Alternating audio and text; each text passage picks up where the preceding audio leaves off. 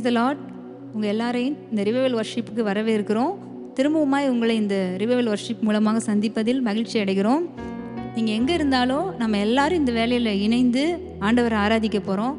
நம்ம எல்லாம் ஒருமனப்பட்டு ஆண்டவரை துதித்து அவருடைய அன்பை நினைத்து பாடுவோமா? மாறிடார் மானேசரே, மாறாதவர் அன்பன் நாளுமே, கல்வாரி சிலுவை மீதிலே காணுதே அன்பிதே, இயேசுவின் மகா அன்பிதே, அதினாலம் அறியலாகுமோ, இதற்கின ஏதும் வேறில்லையே, இணையேதும் வேறில்லையே, இயேசுவின் மகா அன்பிதே, அதினாலம் அறியலாகுமோ, இதற்கின ஏதும் வேறில்லையே, இணையேதும் வேறில்லையே. பாவியாக இருக்கையிலே அன்பாய் பாரில் உன்னை தேடி வந்தாரே, நீசன் என்று உன்னை கல்லாமலே நேசனாக மாற்றிடவே, பாவியாக இருக்கையிலே அன்பாய் பாரில் உன்னை தேடி வந்தாரே, நீசன் என்று உன்னை தள்ளாமலே நேசனாக மாற்றிடவே, இயேசுவின் மகா அன்பிதே, அதினாலம் அறியலாகுமோ, இதற்கின ஏதும் வேறில்லையே, இணையேதும் வேறில்லையே, இயேசுவின் மகா அன்பிதே, அதினாலம் அறியலாகுமோ, இதற்கின ஏதும் வேறில்லையே, இணையேதும் வேறில்லையே. நம்ம நீதிமானா இருக்கும்போது அவர் நம்மளை தேடி வரலங்க. ஆண்டவர் நம்ம பாவியா இருக்கும்போது தான் நம்மளை தேடி வந்தார். உங்களே என்னையும் பாவத்தில் இருக்கும்போது, பாவியா இருக்கும்போதே தேடி வந்தார். அவர் ஒரு நாள் நம்மளை தள்ளாதவர், நல்ல நேசரா இருக்கிறார். அவருடைய அன்பை நினைத்து எல்லாம் ஆராதிப்போமா, துதிப்போமா? உள்ளத்தால் அவரை தள்ளினும் தம் உள்ளம் போல நேசித்ததினால் அல்லல் யாவும் அகற்றிடவே ஆதிதேவன் பலியானாரே. உள்ளத்தால் அவரை தள்ளினும் தம் உள்ளம் போல நேசித்ததினால் அல்லல் யாவும் அகற்றிடவே ஆதிதேவன் பலியானாரே,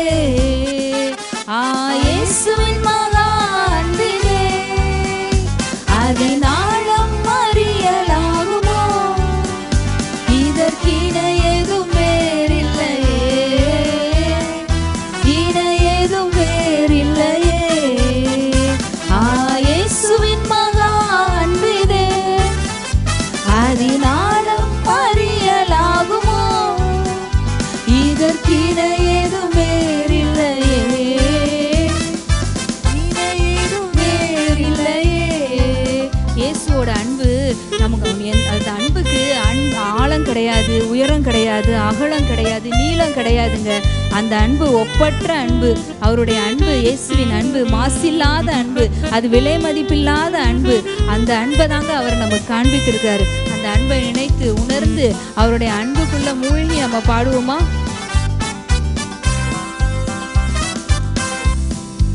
ஆவியால் அன்பை பகர்ந்திட தூய தேவனின் மின் சாயல் அணிய, ஆவியாலே அன்பை சொரிந்தார் ஆவலாய் அவரை சந்திக்க, ஆவியால் அன்பை பகர்ந்திட தூய தேவனின் மின் சாயல் அணிய, ஆவியாலே அன்பை சொரிந்தார் ஆவலாய் அவரை சந்திக்க, இயேசுவின் மகா அன்பிதே, அதினாலம் அறிய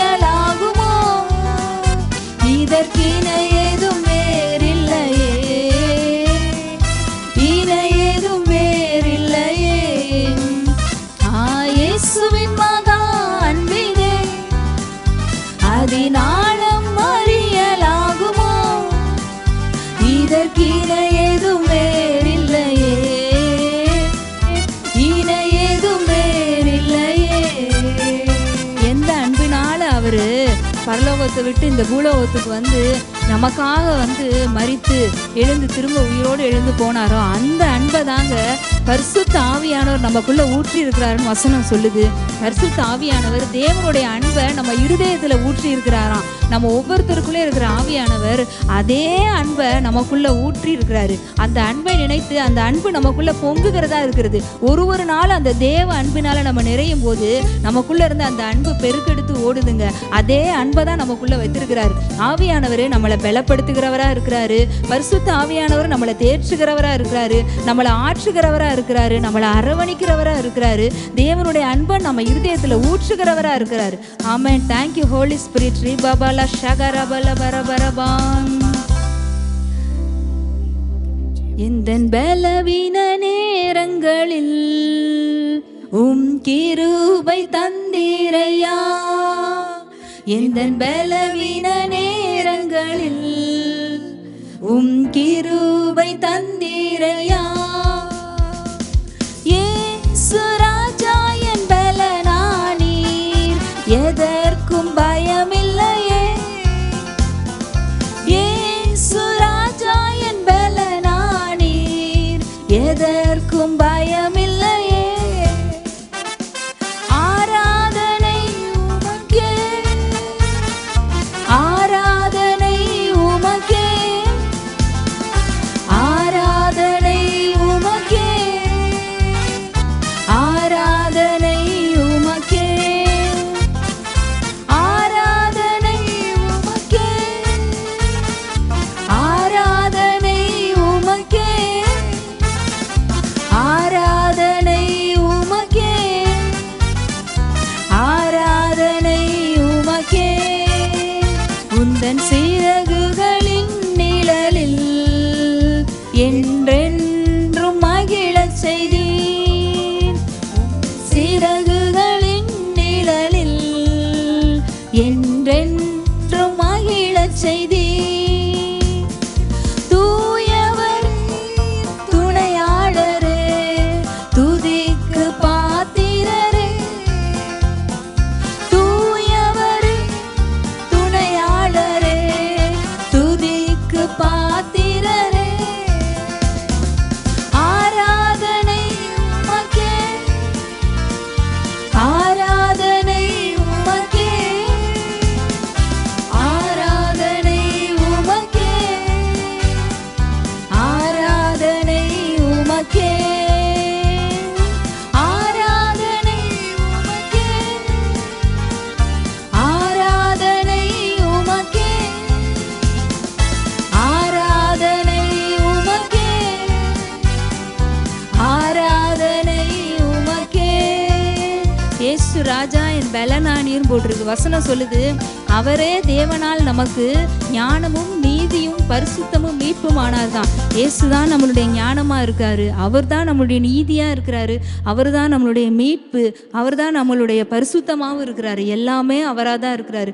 ஹோலி ஸ்பிரிட் வந்து எப்படி தேவனுடைய அன்பை நம்ம இருதயத்துக்குள்ள ஊற்றி இருக்கிறாரோ அதே மாதிரி நம்மளை பலப்படுத்தி இருக்கிறாரு. இயேசு தான் நமக்கு ஞானமா எல்லாவற்றுக்கும் எல்லாமா இருக்கிறாரு. அவரை நினைத்து நன்றி சொல்லி, அப்பா எங்களுக்குள்ள தேவ அன்பை ஊற்றி இருக்கிறீங்களே, தேவனுடைய அன்புக்காக நன்றி சொல்றோம்ப்பா.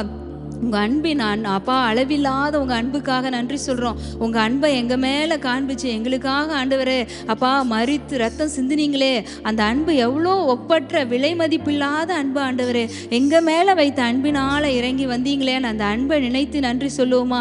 ஆவியானவரே, எங்களுக்குள்ளே இருக்கிற ஆவியானவர் அந்த தேவனுடைய அன்பை எங்களுக்குள்ளே இன்னும் அதிகமாக ஊற்றிக்கிட்டே இருக்கீங்க. இந்த ஆராதிக்கிற இந்த வேலையில் ஒவ்வொருத்தர் உள்ளத்துலையும் ஒவ்வொருத்தர் இருதயத்திலையும் தேவனுடைய அன்பை ஆவியானவர் அதிகமாக ஊற்ற ஊற்றுறாரு. அந்த அன்பை உணருங்க. அந்த அன்பை நினைத்து நன்றி சொல்லுங்க. தேவனுடைய அன்புக்காக நன்றின்னு சொல்லுங்க. ஆவியானவர் உங்களை பலப்படுத்திட்டு இருக்கிறாரு. அந்த பலத்துக்காக நன்றின்னு சொல்லுங்க. உங்களை ஞானத்தால் இந்த வேலையில நிறைத்துட்டு இருக்கிறாரு. ஆவியானவரே, இயேசுவே, நீங்களே எங்களுக்கு ஞானமாக இருப்பதற்காக நன்றி. எங்களுடைய நீதியாக நீங்க இருப்பதற்காக நன்றி. எங்களுடைய பரிசுத்தமா நீங்க இருப்பதற்காக நன்றின்னு சொல்லுங்க. நம்மளால எதுவுமே முடியாதுங்க. நம்மளுடைய ஞானமே அவர்தான், நம்மளுடைய நீதியே அவர்தான், நம்மளுடைய பரிசுத்தமே அவர்தான், நம்மளுடைய மீட்பு அவர்தான். எல்லாமே நம்ம அவருக்குள்ள இருக்கும். அவர் நமக்குள்ள இருக்கிறார். ஆமென், ஹல்லேலூயா. அவர் நம்மளை ஆராய்ந்து அறிந்திருக்கிறவரா இருக்கிறாரு. நம்மளுடைய இருதயங்களை ஆராய்ந்து அறிந்திருக்கிறவரா இருக்கிறாரு. உங்களை காண்கிறவரா இருக்கிறாரு. நம்ம என்ன யோசிக்கிறோம், நம்மளுடைய எண்ணங்கள் எல்லாவற்றையும் இந்த ஆராதிக்கிற இந்த வேலையில உங்க ஒவ்வொருத்தருடைய எண்ணங்களை எல்லாவற்றையும் அவர் அறிந்திருக்கிற தேவனா இருக்கிறாரு. ஓஷபலதுரமலரியா பரபா, என்னை காண்பவரே, தினம் காப்பவரே, என்னை காண்பவரே, தினம் காப்பவரே, ஆராய்ந்து அறிந்திருக்கின்றேன், சுற்றி சுற்றி சூழ்ந்திருக்கின்றேன், ஆராய்ந்து அறிந்திருக்கின்றேன், சுற்றி சுற்றி சூழ்ந்திருக்கின்றேன். நான் அமர்வதும் நான் எழுவதும், நான் அமர்வதும் நான் எழுவதும் நன்றாய் நீர் அறிந்திருக்கின்றீர், நன்றாய் நீர் அறிந்திருக்கின்றீர். என்னை காண்பவரே, தினம் காப்பவரே, என்னை காண்பவரே, தினம் காப்பவரே. எண்ணங்கள் ஏக்கங்கள் எல்லாம் எல்லாமே அறிந்திருக்கின்றேன். எண்ணங்கள் ஏக்கங்கள் எல்லாம் எல்லாமே அறிந்திருக்கின்றேன். நடந்தாலும் படுத்தாலும் அப்பா நீர் அறிந்திருக்கின்றீர். நடந்தாலும் படுத்தாலும் அப்பா நீர் அறிந்திருக்கின்றீர். நன்றி ராஜா, இயேசு ராஜா. எல்லாம் நன்றி சொல்லுவோமா? இயேசு ராஜா, என்னை காண்பவரே, தினம் காப்பவரே, என்னை காண்பவரே, தினம் காப்பவரே. வசனம் சொல்லுது, அவர் நம்மளுடைய உட்கார்தலையும் எழுந்திருக்குதலையும் அறிந்திருக்கிறாராம். உங்களுடைய ஒரு அசைவுகளையும் அவர் அறிந்திருக்கிறவரா இருக்காருங்க. உங்களுடைய எண்ணங்கள் ஏக்கங்கள், இப்ப ஆராதிக்கிற வேலையில உங்களுடைய மனதுல என்ன பாரங்கள் இருக்கு, என்ன ஏக்கங்கள் இருக்கு, எது நீங்க நிறைவேறணும்னு நினைச்சிட்டு இருக்கீங்க, எல்லாவற்றையும் அவர் அறிந்திருக்கிறவரா இருக்கிறாரு. உங்களை சுற்றி சூழ்ந்திருக்கிறவரா இருக்கிறாரு. உங்களுடைய ஏக்கங்கள் எல்லாம் இந்த வேலையில ஆண்டவர்கிட்ட உங்க இருதயத்தை திறங்க. உங்க இருதயத்தை திறந்து ஆராதிக்கும் போது ஆண்டவர் உங்களுடைய ஏக்கங்களை அறிந்திருக்கிறாரு. நெடுங்காலமாய் காத்திருக்குதல் இருதயத்தை இழைக்க பண்ணும். ஆனா விரும்பினது வரும்போதோ அது ஜீவ விருட்சம் போல இருக்குன்னு வசனம் சொல்லுது. நெடுங்காலமாய் காத்திருக்கிற காரியங்கள், நெடுங்காலமாய் நீங்க ஏங்கி இருக்கிற காரியங்களை இப்போ ஆண்டவர் உங்க வாழ்க்கையில செய்ய வல்லவரா இருக்கிறாருங்க. நீங்க விரும்பின காரியம் வரும்போது அது ஜீவ விருட்சம் போல இருக்க போகுது. விசுவாசத்தோட ஆராதிப்போமா? முன்னும் பின்னும் நெருக்கி நெருக்கி சுற்றி என்னை சூழ்ந்திருக்கின்றேன். முன்னும் பின்னும் நெருக்கி நெருக்கி சுற்றி என்னை சூழ்ந்திருக்கின்றேன். உம் திருக்கரத்தால் தினமும் என்னை பற்றி பிடித்திருக்கின்றேன்.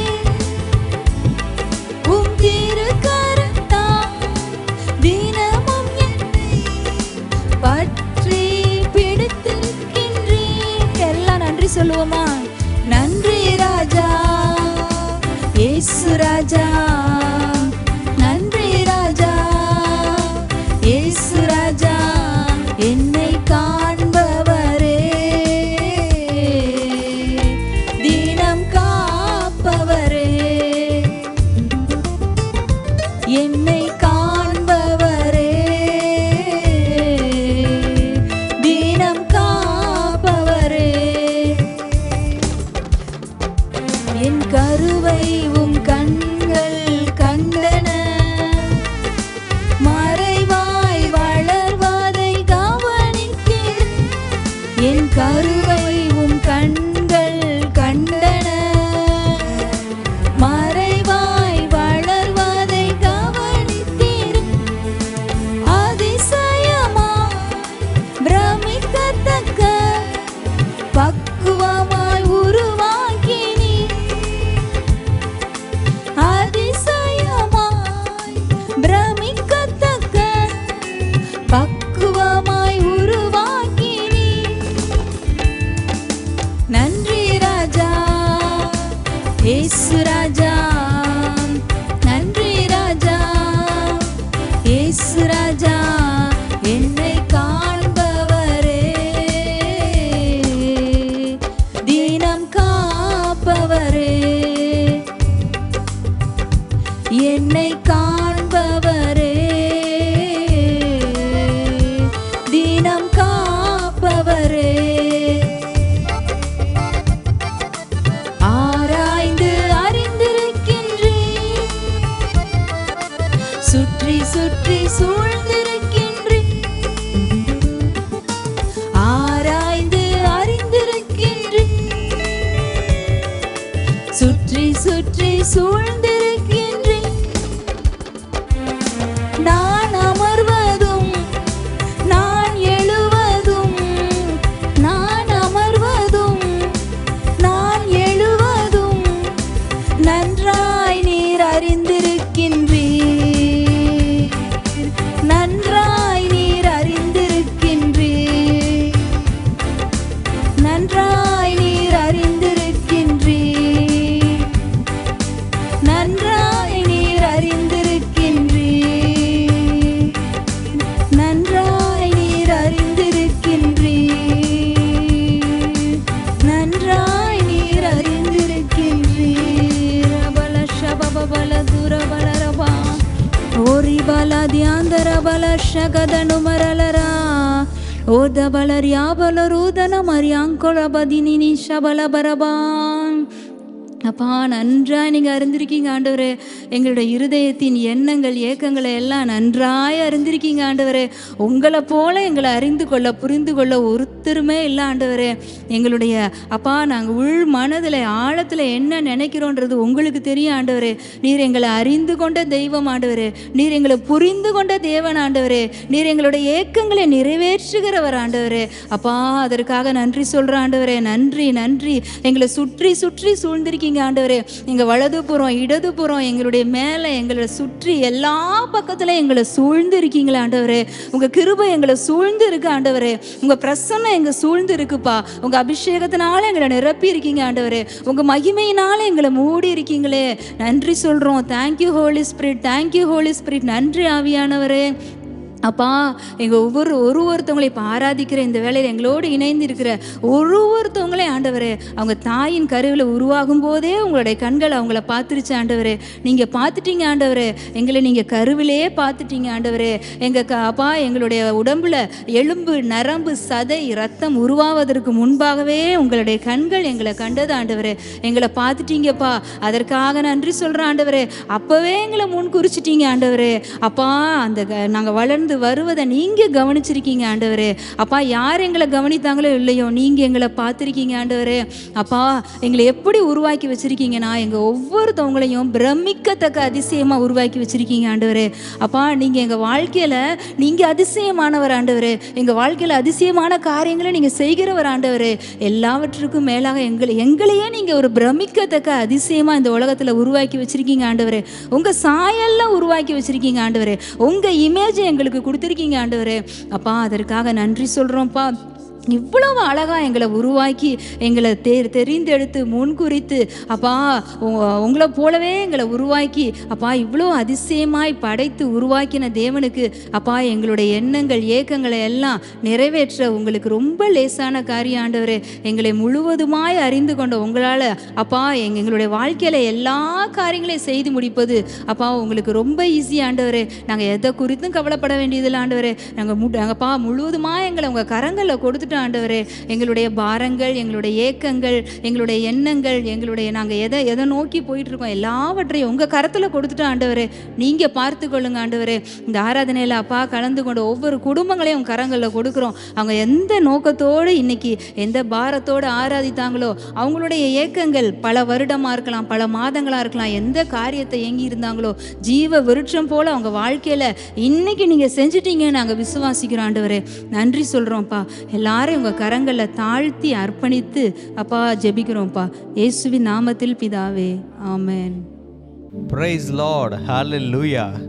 மீண்டும் உங்களை இந்த ரிவைவல் வொர்ஷிப் மூலமாக சந்திப்பதில் மிகவும் மகிழ்ச்சி.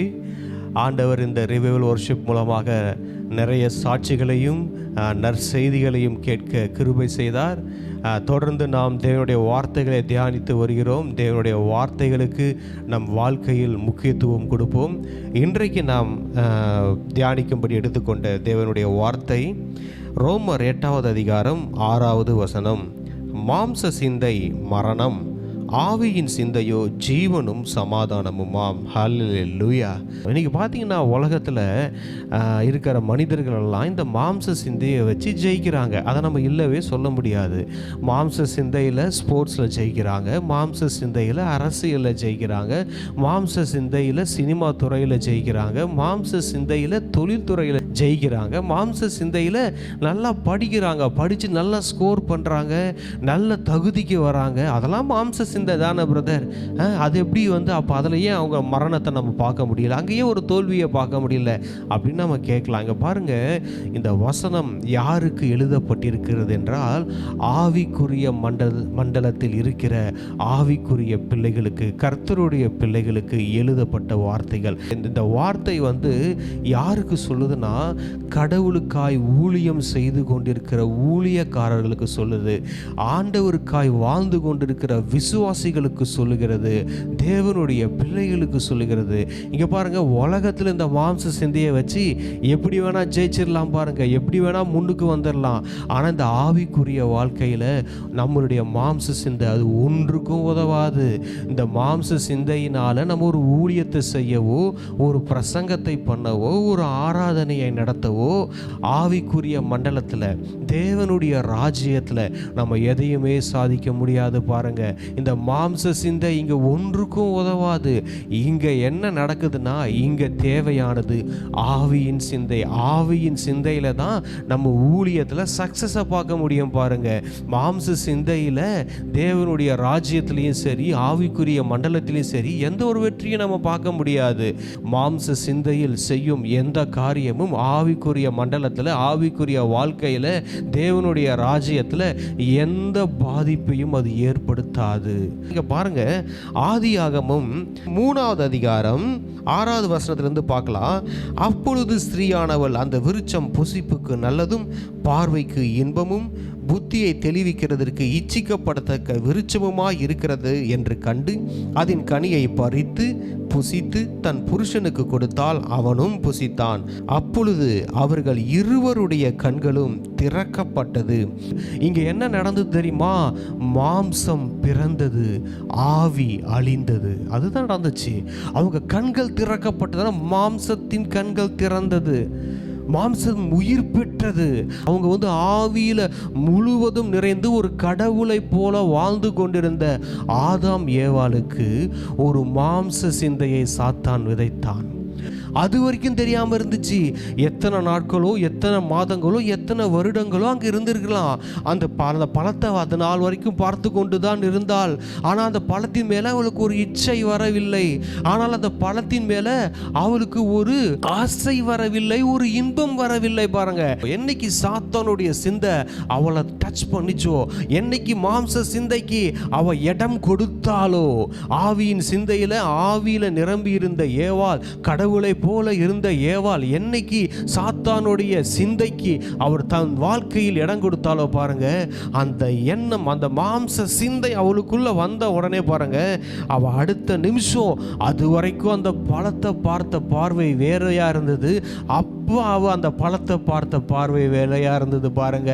அது வரைக்கும் எத்தனையோ முறை பார்த்துருப்பா, எத்தனையோ முறை பார்த்துருப்பா. அவ பார்க்கும் போதெல்லாம் அவளுக்கு ஒன்று தெரிஞ்சிருக்கும், இந்த பழத்தை சாப்பிடக்கூடாதுன்னு தேவன் சொல்லி இருக்கிறார், இந்த பழத்தை தொடக்கூடாதுன்னு தேவன் சொல்லி இருக்கிறார், நான் அதை தொட மாட்டேன்னு அவ ரொம்ப கான்சியஸாக இருந்திருப்பா.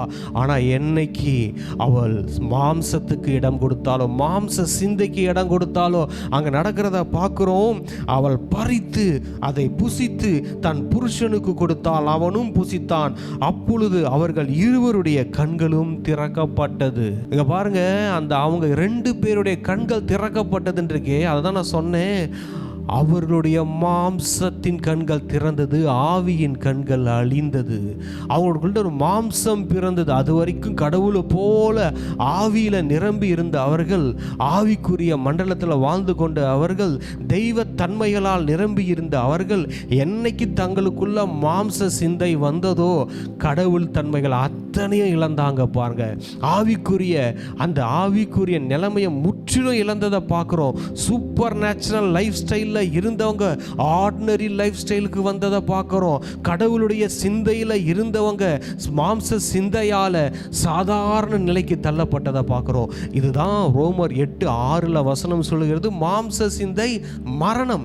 சிலுவையில் அவர் ரத்தத்தை சிந்தி பாடுகள் பட்டு நமக்காக ஒரு ஏதேன் லைஃபை ஆயத்தப்படுத்தி கொடுத்திருக்கிறார் பாருங்க.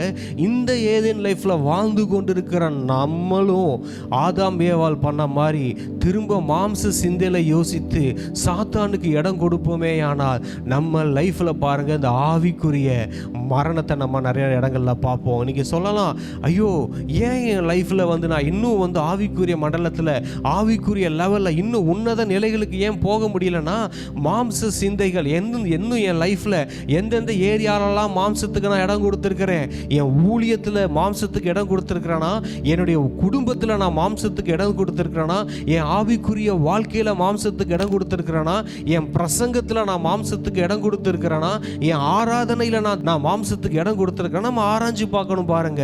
மாம்ச சிந்தை அது மரணமா இருக்கிறது. சிலுவையில் ஆண்டவர் என்ன பண்ணார்னா, இந்த வேதத்தில் நமக்கு கொடுக்கப்பட்ட வாக்குத்தத்தங்கள், ஆசீர்வாதங்கள் எல்லாம் நம்ம சுயமா, நம்ம சுய நீதியில், நம்ம சுய பரிசுத்தத்தில் நம்மளால் அதை அச்சீவ் பண்ண முடியாது, ரிசீவ் பண்ண முடியாது, நித்திய ஜீவனை நம்ம பெற முடியாதுன்னு எல்லாருடைய பாவங்களையும் அவர் சுமந்து கொண்டு திரும்ப ஆதாம் ஏவாள் இழந்த அதே ஏதேன் வாழ்க்கையை நமக்கு அவர் திரும்ப கொடுத்துட்டாரு. திரும்ப நம்ம அதே மாதிரி ஆதாம் ஏவாள் செய்த தவற திரும்ப நம்ம செஞ்சு மாம்சத்திற்கு நம்ம வாழ்க்கையில் இடம் கொடுப்போம். ஆனால் ஆவிக்குரிய மரணத்தை நம்ம லைஃப்ல பார்க்க நேரிடும் பாருங்க. இன்னைக்கு பார்க்கணும், ஏன் என் ஆவிக்குரிய வாழ்க்கையில் ஏன் சில ஏரியாவில் நான் ஃபெயிலியரை சந்திக்கிறேன், ஏன் என் ஊழிய பாதையில் நான் சில ஃபெயிலியரை சந்திக்கிறேன், ஏன் சில ஏரியாவில் மரணத்தை நான் பார்க்குறேன், என் செழிப்பில் ஏன் மரணம் இருக்குது, என்னுடைய சுகத்தில் ஏன் மரணம் இருக்குது, என் சந்தோஷத்தில் ஏன் மரணம் இருக்குது, என் குடும்பத்தில் ஏன் இந்த மரணம் இருக்குது அப்படின்னு நம்ம பார்க்கும்போது பாருங்க, நம்மளே நிதானிச்சு பார்க்கணும். எந்த இடத்துல நம்ம மாம்ச சிந்தைக்கு இடம் கொடுத்துருக்குறோன்னு பார்க்கணும் பாருங்க. ரோமர் 8:1 பார்க்குறோம், ஆனபடியால் கிறிஸ்து இயேசுவுக்கு உட்பட்டவர்களாக இருந்து மாம்சத்தின்படி நடவாமல் ஆவியின்படியே நடக்கிறவர்களுக்கு ஆக்கினை தீர்ப்பில்லை. இங்க பாருங்க, நம்ம தாங்க டிசிஷன் எடுக்கணும், நம்ம தான் டிசிஷன் எடுக்கணும். நான் மாம்சத்தின் படி நடக்கிறதுக்கும் ஆவியின் படி நடக்கிறதுக்கும் எது நான் தான் செலக்ட் பண்ணணும் பாருங்க. அதான் வசனம் சொல்லுது, யோவான் 3:19 பொல்லாங்கு செய்கிற எவனும் ஒளியை பகைக்கிறான், தன் கிரியைகள் கண்டிக்கப்படாதபடிக்கு ஒளியின் இடத்துக்கு வராது இருக்கிறாங்க பாருங்க. ஃபால்ட்டு நம்ம கிட்ட தாங்க இருக்குது, ஃபால்ட்டு நம்ம கிட்ட தான் இருக்குது. அதாவது நான் ஒன்று சொல்கிறேன், நல்லா கேட்டுக்கோங்க. என்னமோ இருளுடைய சக்தி தான் பெருசாக இருக்கிற மாதிரியும் ஒளியோடைய சக்தி அப்படியே கம்மியாக இருக்கிற மாதிரியும் நம்ம பார்த்துக்கிட்டு இருக்கிறோம். ஐயோ பாவந்தான உலகத்தில் நிரம்பி இருக்குது, பாவந்தான பெருசாக இருக்குது, இந்த பாவத்திலேருந்து நான் தப்பிக்கிறது தானே பெருசாக இருக்குது, இந்த பாவத்திலேருந்து நான் தப்பிக்கிறதுக்கு போராட வேண்டியது இருக்கு, நான் ஊற்றப்பட வேண்டியது இருக்கே அப்படின்னு நினைக்கிறோம். ஆனால் பாருங்க, ஆண்டவர் அழகாக சொல்கிறாரு, ஒளியை பார்க்கிலும் இருளை விரும்புகிறதே. இங்கே பாருங்க, ஃபால்ட் என்னன்னா சொல்லுவாங்க, பிரதர் செய்யக்கூடாதுன்னு நினைக்கிறேன் பிரதர், பேசக்கூடாதுன்னு நினைக்கிறேன் பிரதர், ஆனால் பேசிடுறேன். இந்த பாவத்தை செய்யக்கூடாதுன்னு நினைக்கிறேன் ஆனால் செஞ்சிடறேன்றாங்க. பாருங்க, அதெல்லாம் சும்மா பேச்சுங்க. அது இன்னும் எத்தனை நாள் சொல்லிக்கிட்டு இருக்க போறீங்க, எத்தனை வருஷம் சொல்லிக்கிட்டு இருக்க போறீங்க? அதுக்கு ஒரு முற்றுப்புள்ளி நீங்க தான் வைக்கணும். ஆண்டவர் வைப்பாருன்னு நினைக்கிறீங்களா? ஆண்டவர் தூக்குவாருன்னு நினைக்கிறீங்களா? டிசிஷன் எடுத்து நீங்க தான் அங்கே எழும்பணும். அழகா வசனம் சொல்லுது, ஆனபடினால் கிறிஸ்து இயேசுவுக்கு உட்பட்ட மாம்சத்தின்படி நடவாமல் ஆவியின்படி நடக்கிறவர்கள். அந்த நடக்கிறது நம்மளுடைய சாய்ஸ் தான். நம்ம தான் முடிவு எடுக்கணும். இனிமேல் மாம்சத்தின்படி நான் வாழ போறேனா இல்லை ஆவியின்படி நான் வாழ போறேனான்ற முடிவு நம்ம தான் எடுக்கணும். பாருங்க, அதான் சொல்றாரு, அவர்கள் ஒளியை பார்க்கும் இருளை விரும்புகிறார்களாம். ஹல்லேலூயா. அங்க பாருங்க, உங்க இருதயம் தேவனுடைய வார்த்தைகளை விரும்புறதுக்கு திருப்புங்க. இது வரைக்கும் நீங்க பாவத்தை விரும்பி கொண்டு இருக்கலாம், உலக பிரகாரமான மாம்ச இச்சைகளை நீங்க விரும்பி கொண்டு இருக்கலாம். ஆனா இன்னைக்கு ஒரு டிசிஷன் எடுப்போம். என் இருதயமே நீ ஆண்டவரை விரும்பு, ஆண்டவரை ஸ்தோத்திரி, ஆண்டவரை பற்றிக்கொள்ளு.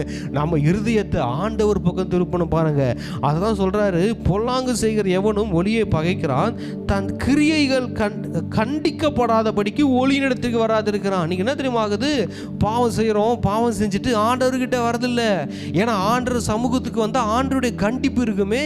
பாவம் செஞ்சுட்டு இங்கே பைபிள் வாசிக்க வர்றது கிடையாது. ஏன்னா பைபிள் வாசிக்க வந்தால் ஆண்டவர் வேதத்தின் மூலமாக பேசுவாரே. பாவம் செஞ்சுட்டு சர்ச்சுக்கு வர்றது கிடையாது. பாருங்க, இப்போ இந்த காலத்தில் பாவம் செஞ்சுட்டு எல்லாத்துக்கும் வரதான் செய்கிறாங்க. ஆனால் இங்கே பாருங்க, அவர் என்ன சொல்கிறாருன்னா, தன்னுடைய கிரியைகள் கண்டிக்கப்படாததுக்கு ஒளியினிடத்திற்கு வராதிருக்கிறான். இன்னைக்கு என்ன ஆகணும்? உன்னுடைய கிரியைகள் கண்டிக்கப்படுவதற்கு நாம் ஒளியின் இடத்திற்கு வர வேண்டும். ஒளியினோட ஒரு அட்டாச்சில் இருக்கணும், ஒரு கனெக்டில் இருக்கணும். அப்படி இருக்கும்போது கடவுளுடைய கண்டிப்பு நமக்கு வரும், ஆவியானவருடைய கண்டிப்பு நமக்கு வரும். ஆவியானவர் நம்மளை உணர்த்துவார். ஒரு சில காரியங்களை ஏதோ மாம்ச சிந்தைக்கும் மாம்சத்துக்கும் இடம் கொடுத்து ஏதோ ஒரு காரியத்தை, தவறான காரியத்தை நம்ம செய்ய ஆரம்பிக்கிறோம்னா ஆவியானவர் நம்ம கிட்ட பேசுவார். பாருங்க, ஆவியானவர் நம்மளோட இடைப்படுவார். பாருங்க, இடைப்படும் போது நம்மளை சரி செய்வார். பாருங்க, அப்ப என்ன சொல்லுதுன்னா, இந்த தொடர்ந்து பாவம் செய்து கொண்டு இருக்கவங்க என்ன செய்யறாங்கன்னா, அவருடைய கிரியைகள் கண்டிக்கப்படாதபடிக்கு ஒளியின் இடத்திற்கு வராதிருக்கிறார்கள். ஒளியின் இடத்திற்கே வரல. அவங்க இஷ்டத்துக்கு வாழ்ந்துகிட்டு இருக்கிறாங்க. அப்போ ஒளியின் இடத்திற்கு வருவதற்கும் நம்ம தான் ஸ்டெப் எடுக்கணும். பாருங்க, ஹல்லேலூயா. அங்க பாருங்க, அடுத்த இன்னொரு வசனத்தை நம்ம பார்ப்போம். கலாத்தியர் 5:16. பின்னும் நான் சொல்லுகிறது என்னவென்றால், ஆவிக்கேற்றபடி நடந்து கொள்ளுங்கள், அப்பொழுது மாம்ச இச்சையை நிறைவேற்றாதிருப்பீர்கள். ஹல்லேலூயா. அங்க பாருங்க, பிரதர், நான் இந்த மாம்ச இச்சையை நிறைவேற்றிடுறேன் பிரதர். இப்படி வாழக்கூடாதுன்னு நினைக்கிறேன், இதை செய்யக்கூடாதுன்னு நினைக்கிறேன், இதை பேசக்கூடாதுன்னு நினைக்கிறேன், இந்த பாவத்தை நான் செய்யக்கூடாதுன்னு நினைக்கிறேன், ஆனால் செஞ்சிடறேன் பிரதர்ன்னு சொல்கிறீங்களா? அந்த பேச்சே தேவையில்லைங்க. இனிமேல் அந்த மாதிரி பேசாதீங்க. அந்த மாதிரி பேசுறதை ஸ்டாப் பண்ணுங்க. துணிகரமாக செஞ்சுட்டு நான் அப்படி என்ன மீறி செஞ்சிடறேன் அப்படிலாம் சொல்லவே சொல்லாதீங்க. இது நீங்களா தெரிஞ்சு செய்கிறது தான். நீங்கள் அன்கான்சியஸில் செய்கிறது கிடையாது. இது துணிகரமாக நீங்கள் செய்கிறது தான். நான் மாம்ச இச்சையை நிறைவேற்றாமல் இருக்கணும் பிரதர், என்ன செய்யலாம் அப்படின்னு கேட்குறீங்களா? ஒரே ஒரு வார்த்தை தான். என்ன சொல்கிறேன்னா, ஆவிக்கேற்றபடி நடந்து கொள்ளுங்கள், ஆவிக்கேற்ற மாதிரி வாழுங்க, ஆவியானவருக்கு ஏற்ற மாதிரி வாழுங்க, தேவனுடைய ராஜ்யத்தின் பிள்ளைகளுக்கு ஏற்ற மாதிரி வாழுங்க. அதை நம்ம தான் செய்யணும். அவர் சிலுவையில் எல்லாவற்றையும் நமக்காக ஆவிக்குரிய வாழ்க்கைக்கு தேவையானவர்களை, ஆவிக்குரிய வாழ்க்கையில் வாழ்வதற்கு ஏற்ற எல்லா வசதிகளை அவர் நமக்கு ஆயத்தப்படுத்தி விட்டார். மாம்ச இச்சைகளை அவர் சிலுவையிலே அறைந்து விட்டாருங்க. பாருங்க, வசனம் சொல்லுது, கலாத்தியர் 5:24 நம்ம பார்க்குறோம், கிறிஸ்துவினுடையவர்கள் தங்கள் மாம்சத்தையும் அதன் ஆசை இச்சைகளையும் சிலுவையில் அறைந்திருக்கிறார்கள். அதிலேயே கலாத்தியர் 6:14 பார்க்குறோம், அவரால் உலகம் எனக்கு சிலுவையில் அறையுண்டிருக்கிறது, நானும் உலகத்திற்கு சிலுவையில் அறையுண்டிருக்கிறேன். ஹல்லேலூயா. நான் எப்போ மாம்சத்தையும் அதன் ஆசை இச்சைகளையும் நான் எப்போ சிலுவையில் அரைஞ்சேன் அப்படின்னு நான் பார்த்தேன். ஏன் எப்போ அரைஞ்சேன்? நான் ஒருவேளை நான் ஜெபம் பண்ணதுனாலையோ, இல்லை நான் நான் வந்து உபவாசம் இருந்தப்பையோ, நான் தேவனை ஆராதிச்சப்பையோ, இல்லை தேவனுடைய வார்த்தைகளை தியானிச்சப்பையோ, அப்போல்லாம் நான் வந்து என்னுடைய ஆசை இச்சைகளை சிலுவையில் அரைஞ்சிருக்கிறேனா, எது எப்படி எனக்கு தெரியாது. ஆனால் இங்கே பாருங்கள், இந்த வசனம் சொல்கிறத நான் அப்படியே எடுத்துக்கிட்டேன். அது வந்து உண்மை. நான் கிறிஸ்துவினுடையவன் தான், எனக்குள்ள ஆண்டவர் வாசம் செய்கிறாரு.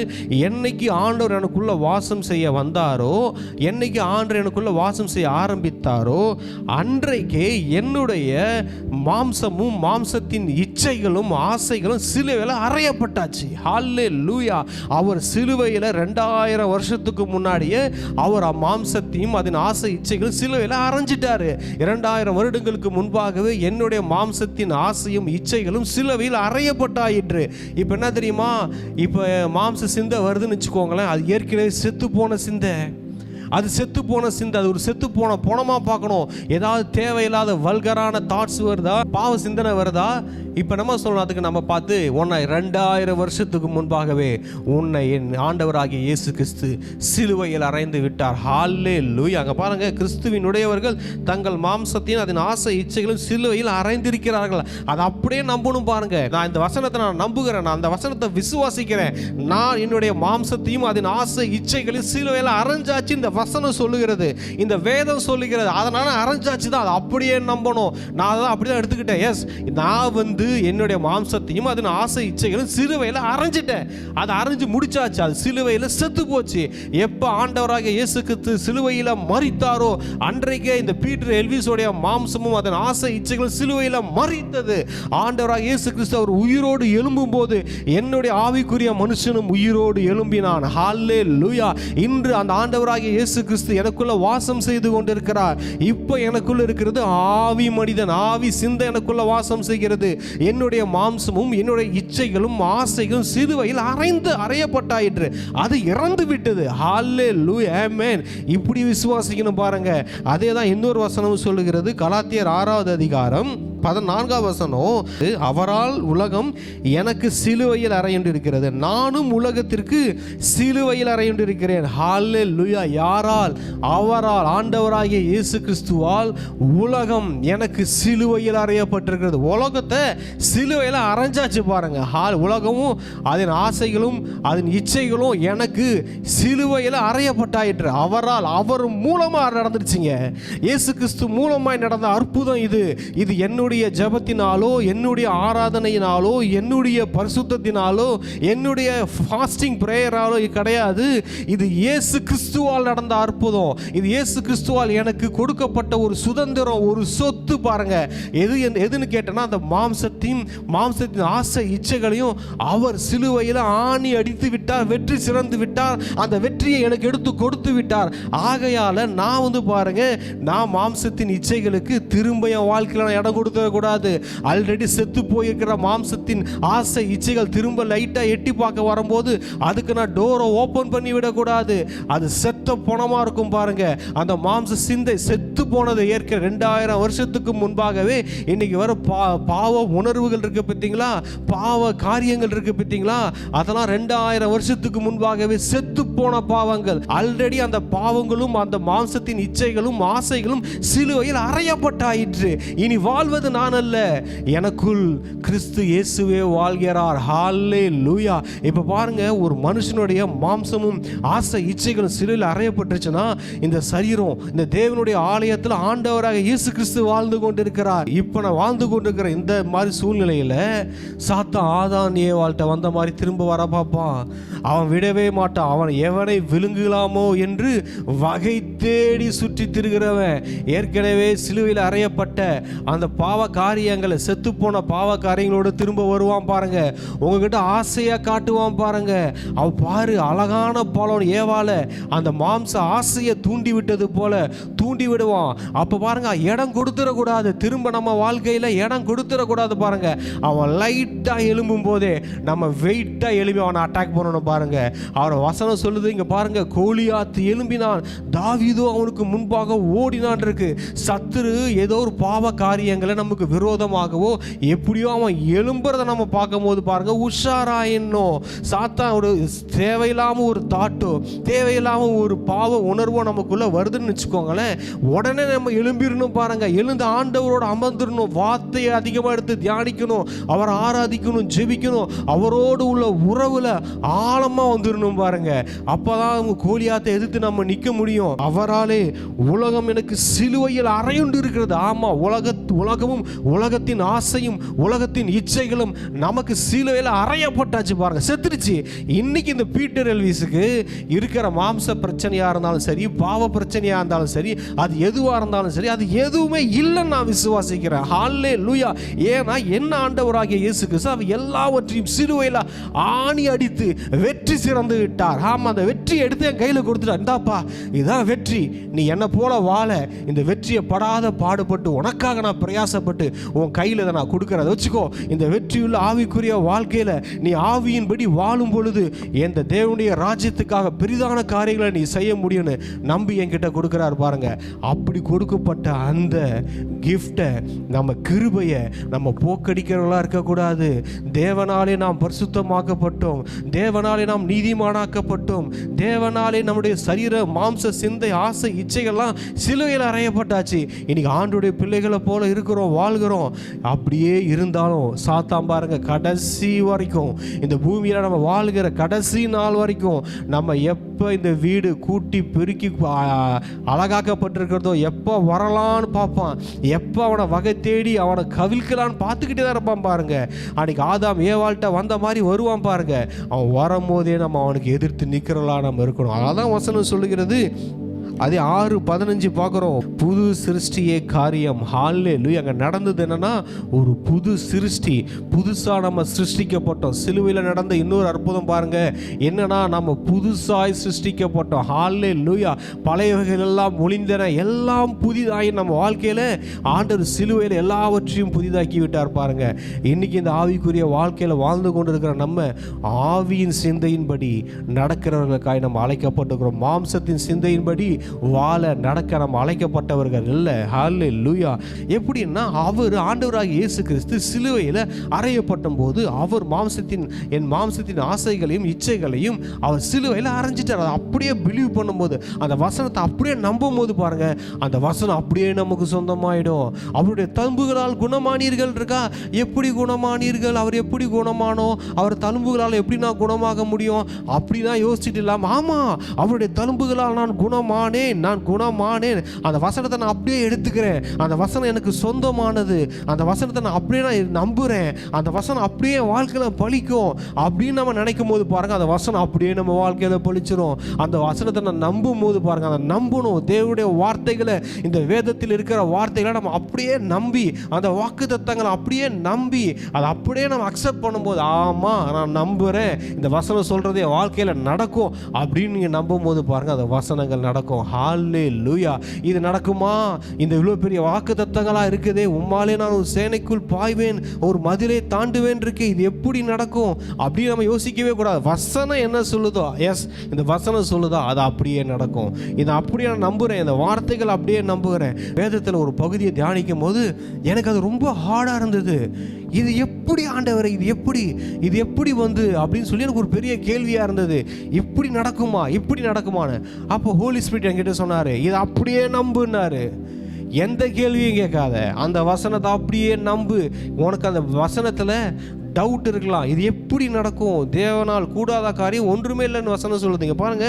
இது எப்படி நடக்கும் அப்படின்னு நினைக்கும் போது ஆவியானவர் எனக்கு சொன்னார், என்கிட்ட ஜஸ்ட் பிலீவ், அது நீ நம்பு. அந்த வசனம் எப்படி உன் வாழ்க்கையில் நடக்கும் நீ நினைக்காத, தொடர்ந்து அந்த வசனத்தை படிச்சுக்கிட்டே இருந்தாரு. நான் அந்த வசனத்தை எடுத்து திரும்ப படிச்சுக்கிட்டே இருந்தேன். ஒரு 10, 15, 20 அப்படியே போயிட்டே இருந்துச்சு. அந்த வசனம் அப்படியே எனக்குள்ள போக ஆரம்பிச்சது. ஹோலி ஸ்பிரிட் மினிஸ்ட்ரி எனக்குள்ள நடக்க ஆரம்பிச்சது பாருங்க. அப்போ அந்த வார்த்தையின் மேலே ஒரு மிகப்பெரிய நம்பிக்கை வந்தது. எஸ், அந்த வார்த்தை அப்படியே எனக்குள்ள, நானும் அந்த வார்த்தையும் ஒன்றாக கலந்த மாதிரி ஆயிடுச்சு. அதுக்கப்புறம் அந்த வார்த்தையின் மேலே டவுட் எனக்கு வரலங்க பாருங்க. அந்த மாதிரி மாதிரி தான் ஒவ்வொரு வாக்குத்தத்தங்களும் தேவன் நமக்கு சம்பாதித்து வைத்த சொத்துங்க. இதில் இருக்கிற ஆசீர்வாதங்கள் எல்லாம் ஆண்டவர் நமக்கு சிலுவையில் சம்பாதித்து வைத்த சொத்து. இந்த சொத்துக்கள் முழுவதையும் நமக்காக அவர் சம்பாதித்து கொடுத்திருக்கிறார். இந்த வாக்குத்தத்தங்களை நம்ம என்ன செய்யணும்னா ஜஸ்ட் பிலீவ் பண்ணணும், அதை அப்படியே எடுத்துக்கணும். ஆமாம், ஆண்டவர் சொல்லியிருக்கிறாரு, இது எனக்கு கிடைக்கும், இது என் வாழ்க்கையில் நடக்கும் அப்படின்னு நம்ம பிலீவ் பண்ணும்போது இந்த சொத்துக்கள் நமக்கு சொந்தமாகிவிடும். இந்த சொத்துக்கள் நமக்கு சொந்தமாகிவிடும். அப்போனா ஆண்டவர் எனக்கு சிலுவையில் சம்பாதிச்சு கொடுத்துட்டார்ல பிரதர், அப்போனா இந்த இந்த இந்த வாக்குத்தத்தங்கள்லாம் எனக்கு சொந்தமாயிடுச்சுல்ல பிரதர், எல்லாமே எனக்கு கிருபையாக கிடச்சிடுச்சுல்ல பிரதர், அப்புறம் நான் எப்படி வேணா வாழ்ந்துக்கலாம்ல அப்படின்னு கிடையாது பாருங்க. அப்படி எப்படி வேணா வாழ்ந்துக்கலாம் அப்படின்னு நீங்கள் போனீங்கன்னா அது ஆதாம் ஏவாளுக்கு நேர்ந்த மாதிரி நடந்துடும் பாருங்க. அவங்க நமக்கு இப்போ சிலுவையில் ஆண்டவர் இந்த எல்லா வாக்குத்தத்தங்களையும் கொடுத்து திரும்ப ஏதேன் வாழ்க்கையை அமைச்சு கொடுத்துருக்கிறாரு. ஏதேனில் ஆதாம் ஏவாள் எப்படி இருந்தாரோ, ஒரு மனிதன் எப்படி இருக்க வேண்டும் என்று கடவுளால் படைக்கப்பட்டார்களோ அப்படிப்பட்ட ஒரு வாழ்க்கையை, ஏதேன் லைஃப் வாழ்க்கையை நமக்கு இந்த இந்த சிலுவையின் மூலமாக நமக்கு சம்பாதிச்சு கொடுத்துருக்கிறாரு. திரும்ப நாம் ஆதாம் ஏவாள் செஞ்ச தப்பு மாதிரி திரும்ப மாம்சத்திற்கு இடம் கொடுத்தோமானா உலகத்தை பார்த்து பார்வைக்கு இன்பமாக இருக்கு, இச்சிக்கப்படத்தக்கதாக இருக்கு, அழகா இருக்கு, தொட்டலாமா அப்படின்னு நம்ம போனோம்னு வச்சுக்கோங்களேன், திரும்பவும் நம்முடைய ஆவிக்குரிய மனிதன் மரித்து அவர்களுக்கு எப்படி மாம்ச கண்கள் திறந்ததுன்னு இருக்க பாருங்க, அந்த மாதிரி மாம்சம் நமக்குள்ள பிறந்துடும் பாருங்க. இந்த பூமியின் நாள் முடியும், இந்த பூமியில் நம்ம வாழ்கிற கடைசி நாள் வரைக்கும் நம் ஜாக்கிரதையாக இருக்க அழைக்கப்பட்டவர். நம்ம ஜாக்கிரதையாக இருக்கணும் பாருங்க. ஏன்னா பிசாசானவன் எவனை விழுங்கலாமா என்று வகை தேடி சுற்றி திரிகிறான். எப்போ வேணா யாரை வேணா விழுங்குறதுக்கு அவன் ரெடியாக இருக்கிறான். இது சாத்தான் சொல்லுவான், எப்பா நீ ஆண்டவர் செய்ய வேணான்னு சொல்லியிருக்கிறாரா, பாவம் செய்யக்கூடாதுன்னு வேதம் சொல்லுதா, நீ பாவம் செய்யி, ஒன்றும் ஆகாது உனக்கு, நீ எவ்வளோ வேணா பாவம் செஞ்சுக்கோங்க, பாரு உலகத்தில் எல்லாரும் பாவம் செஞ்சுட்டு தானே இருக்கிறாங்க, நீயும் பாவம் செஞ்சுக்கோ, நீ சாகவே சாவதில்லை, உன் கண்கள் திறக்கப்படும், நீ தேவர்களை போல இருப்ப என்பது என்ன உங்களை மயக்கிற மாதிரி என்னென்ன சொல்லணுமோ அதெல்லாம் சொல்லி உங்கள் பேக் சைடு ஆகிறதுக்கு சாத்தான் கடைசி வரைக்கும் போராடிக்கிட்டு இருப்பான். நம்மளுடைய வாழ்நாள் இந்த பூமியில் முடிகிற வரைக்கும், ஆண்டுடைய 2ஆம் வருகை வருகிற வரைக்கும் பாருங்கள், அவன் என்ன வேணாலும் அவன் நம்மக்கிட்ட பொய்யை திணிச்சு நம்மளை ஆர்டர்ட்டு பிரிக்கிறதுக்கு அவன் முயற்சி செய்வான் பாருங்க. நம்ம தான் விழிப்புணர்வாக இருக்கணும், நம்ம தான் ஜாக்கிரதையாக இருக்கணும். ரோமர் 8:6 சொல்லுது, தேவனுடைய ஆவி உங்களில் வாசமாயிருந்தால் நீங்கள் மாம்சத்துக்குட்பட்டவர்களாயிராமல் ஆவிக்குட்பட்டவர்களாய் இருப்பீர்கள். கிறிஸ்துவின் ஆவி இல்லாதவன் அவருடையவன் அல்ல. ஆவியானவர், தேவனுடைய ஆவி நமக்குள்ள வாசம் செய்யணும் பாருங்க. நமக்குள்ள அவர் வாசம் செய்யணும். அங்கே பாருங்க, நம்ம ஆதியாகமம் 1ஆம் அதிகாரத்தில் பார்க்குறோம், ஆழத்தின் மேல் இருள் இருந்தது, அந்த இருள் மேல் ஆவியானவர் அசைவாடி கொண்டிருந்தார். அப்போ அங்கே வெளிச்சம் உண்டாக கடவுது என்றவுடன் அங்கே வெளிச்சம் வந்ததை நம்ம பார்க்குறோங்க பாருங்க. அதே மாதிரி தான் ஆவியானவர் நமக்குள்ள உலாவணும். இன்னும் நமக்குள்ள இருக்கிற எல்லா மாம்ச சிந்தைகளும் மாம்ச ஆசைகளும் என்னை விட்டு விலகணும்னு நினைக்கிறீங்களா? உங்களுக்குள்ள பரிசுத்த ஆவியானவரை உலாவ விடுங்க, உங்களுக்குள்ள பரிசுத்த ஆவியானவரை வாழ விடுங்க, உங்களுக்குள்ள பரிசுத்த ஆவியானவரை வாசம் செய்ய விடுங்க. அவர் நமக்குள்ள வாழ வாசம் செய்ய உலாவ அன்னைக்கு ஆழத்தின் மேல் இருந்த இருள் நீங்கியது, வெளிச்சம் வந்தது போல நமக்குள்ள இருக்கிற எல்லா இருள்களும் விலகும், சிந்தையில் இருக்கிற இருள்கள் விலகும். இதுவரைக்கும் மாம்ச சிந்தையே சிந்திச்சுக்கிட்டு இருக்க நம்முடைய சிந்தனை ஆவியின் சிந்தையா மாறிடும். இதுவரைக்கும் மாம்சத்தின் காரியங்களையே பார்த்து கொண்டு நம்ம கண்கள் ஆவியின் கண்களா மாறிடும். இதுவரைக்கும் மாம்சத்தின் வார்த்தைகளையே பேசிக்கொண்டு நம்ம வாய் ஆவியின் வாயா மாறிடும் பாருங்க. இந்த மாதிரி ஆவியின் வார்த்தைகளை வெளிப்படுத்துகிற வாயா மாறிடும் பாருங்க. இந்த மாதிரி முழுவதும் ஒரு ஆவியின் நிறைந்த மனிதனாய் வாழும் பொழுது தான் நாம் மாம்சத்துக்குரிய இச்சைகளை நாம் நிறைவேற்றாமல் இருப்போம். நாங்கள் ஜெபிப்போமா? ஆண்டவரே, நன்றி செலுத்துகிறோம் ஏசப்பா, அந்த வார்த்தைகளுக்காக நன்றி. ஆண்டவரே, மாம்சத்தின் படி வாழ்ந்தான் எங்கள் வாழ்நாள் இந்த ஊழியத்தில் எந்த சக்ஸஸும் நாங்கள் பார்க்க முடியாது, நல்லா பார்த்துட்டோம் ஆண்டவரே. மாம்சத்தின் படி வாழ்கிறதுனால, மாம்ச சிந்தையின்படி வாழ்கிறதுனால ஆண்டவரே, எங்கள் ஊழியத்திலேயோ எங்கள் தேவனுடைய ராஜ்யத்துக்காகவோ எந்த ஒரு சக்ஸஸும் நாங்கள் பண்ண முடியாது ஆண்டவரே. ஆண்டவரே, எங்கள் ஆவியின்படி வாழ, ஆவிக்கேற்றபடி நடந்து கொள்ள எங்களுக்குள்ள வாசம் செய்கிற பரிசுத்த ஆவியான ஆவியானவரே நீங்கள் எங்களை ஒவ்வொரு நாளும் நடத்துங்க. வசனம் சொல்லுது ஏசப்பா, அவருடைய கண்கள் திறக்கப்பட்டது. மாம்சம் அவங்க லைஃப்பில் பிறந்ததை பார்க்குறோம். ஒரு நாளும் மாம்சத்தின் கண்கள் எங்கள் வாழ்க்கையில் திறக்கப்பட வேணாம் ஏசப்பா. ஆவியின் கண்கள் திறந்து இருக்கட்டும். ஆவியின் கண்கள் அப்பா 24 மணி நேரமும் திறந்து இருக்கட்டும். சத்துரு எந்த இடத்துலையும் அவனோட விதையை விதைக்காதபடிக்கு பரிசுத்த ஆவியானவரை நீங்கள் எங்களை நடத்துங்க. நாங்கள் பரிசுத்த ஆவியானவரால் நடத்தப்படுகிறவர்கள். நாங்கள் சாத்தானால் நடத்தப்படுகிறவர்கள் அல்ல. சாத்தானால் நடத்தப்படுகிறவர்கள் மாம்ச சிந்தையால் நடத்தப்படுகிறவர்கள். ஆவியின் சிந்தையில் வாழ்கிறவர்கள் பரிசுத்த ஆவியானவரால் நடத்தப்படுகிறவர்கள். எங்களுக்குள்ள வாசம் செய்கிற பரிசுத்த ஆவியானவரே, நீங்கள் எங்களுடைய முழு சரீரத்தில் உலாவுங்க.